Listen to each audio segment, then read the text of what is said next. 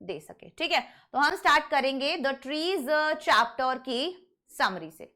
ठीक है, तो द पोएट, ये जो पोएम दी गई थी द ट्रीज हमको, इसके अंदर the poet observes that the trees in his house are moving outside into the forest which has been empty for a long time।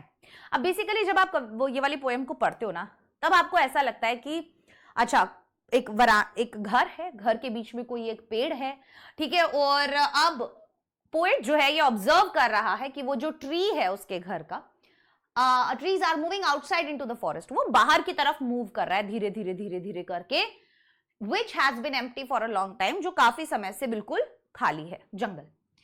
It is important to understand that the trees are not actually moving। अब यही main चीज है कि ये हम लोगों को समझना जरूरी है कि क्या ऐसा पॉसिबल है कि जो पेड़ हैं वो अपने आप मूव कर रहे होंगे, नहीं ना, कोई और मीनिंग इसके पीछे जरूर होगा, वही हमें समझना है। But it has been used as an imagery. ये क्या यूज किया गया है बेटा, एक इमेजरी यूज की गई है by the poet to show the destroyed forest. क्या दिखाने के लिए, डिस्ट्रॉयड फॉरेस्ट दिखाने के लिए, and the false nature that humans have tried to keep in their houses, और वो नकली जंगल दिखाने के लिए जो लोग कोशिश कर रहे हैं अपने घरों में बनाने की।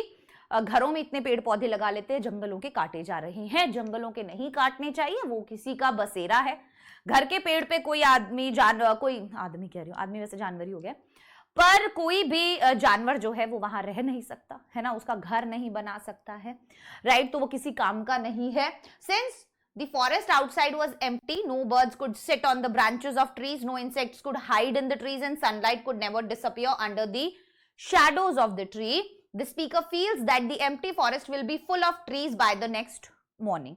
अच्छा, इसमें 2 से 3 मतलब आप सब जानते हैं कि पोएम जो है वो ओपन होती है, अलग अलग लोगों के अलग अलग इंटरप्रिटेशंस हो सकते हैं।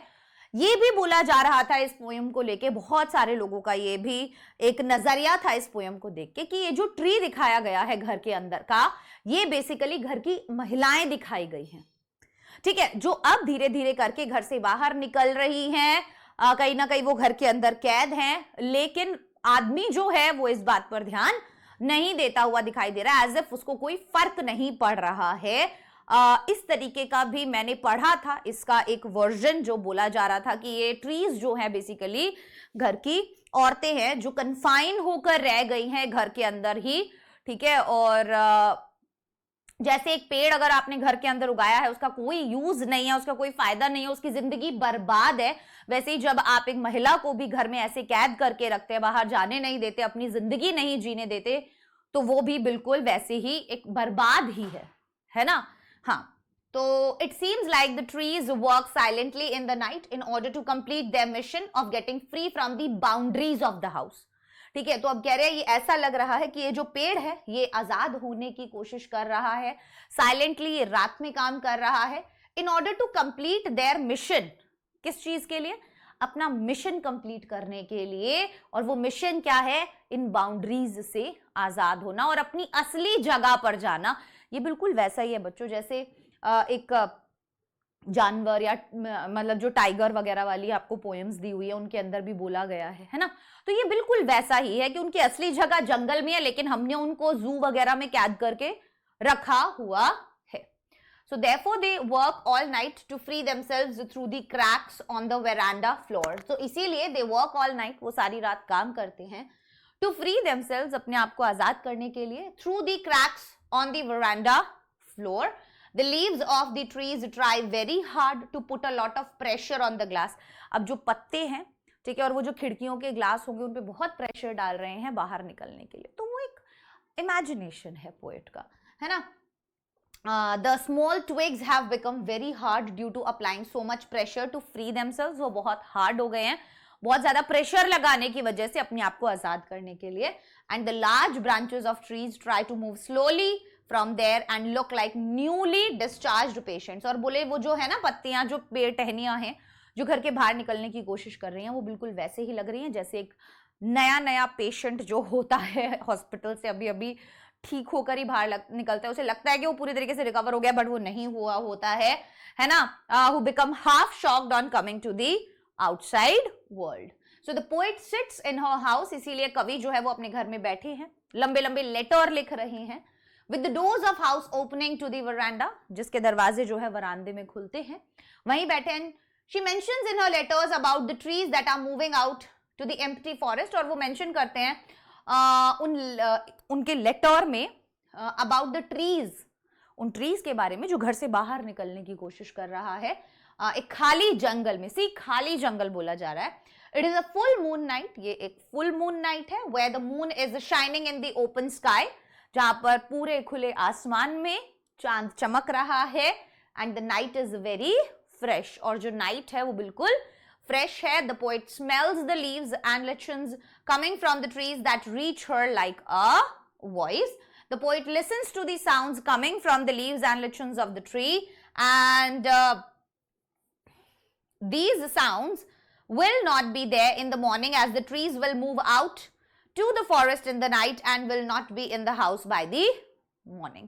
तो कहने का मतलब ये है कि अभी उनको ये आवाज सुनाई दे रही है, सुबह होने तक ये सब सन्नाटे में बदल जाएगा, क्योंकि ये पेड़ जो है वो घर के बाहर तक निकल जाएगा.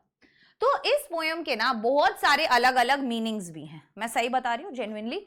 आप देखोगे इसको किसी भी और अगर आप देखोगे नजरिए से देखा जा सकता है, और ट्रीज को वो ऐसी किसी भी चीज से आप कंपेयर कर सकते हो जो कन्फाइंड है, ठीक है, जो कैद में है एक तरीके से, वो घर के अंदर का पेड़ जिसकी एक्चुअल जगह फॉरेस्ट के अंदर है. ठीक है,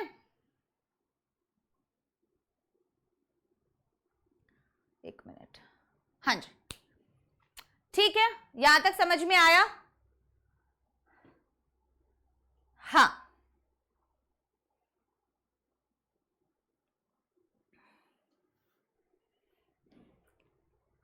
ठीक है.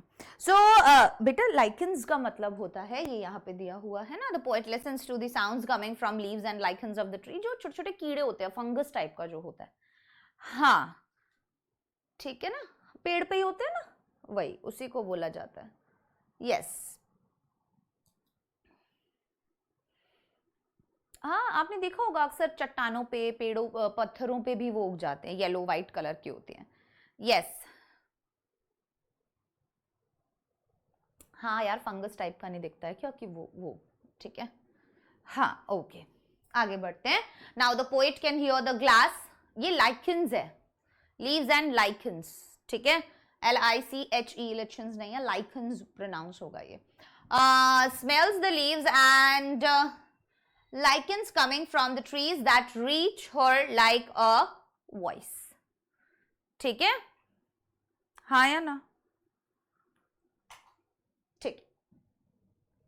Now the poet can hear the glass breaking due to the efforts of the twigs. अब पोइट जो है वो कांच के टूटने की आवाज सुन सकते हैं, उसकी फोर्स की वजह से, ट्विग्स की फोर्स की वजह से. And the trees Hari outside stumbling on each other as the trees go in the open, और जैसे वो पेड़ बाहर जाते हैं, it seems like the wind is moving fast towards them to meet them. ऐसे लगता है कि हवा तेज बहने लगी उनसे मिलने के लिए. The trees are so tall that they have the moon into pieces like a broken mirror. वो इतने लंबे हैं, मतलब ये बताया जा रहा है कि वो इतने टॉल हैं that they have the moon into pieces like a broken mirror, जैसे एक कांच टूटता है ना, बिल्कुल वैसे. And the moon sits like the crowns on the head of the tall oak tree, और ऐसे लगता है उसके सर पे एक क्राउन की तरह वो बैठा हुआ है. और इसी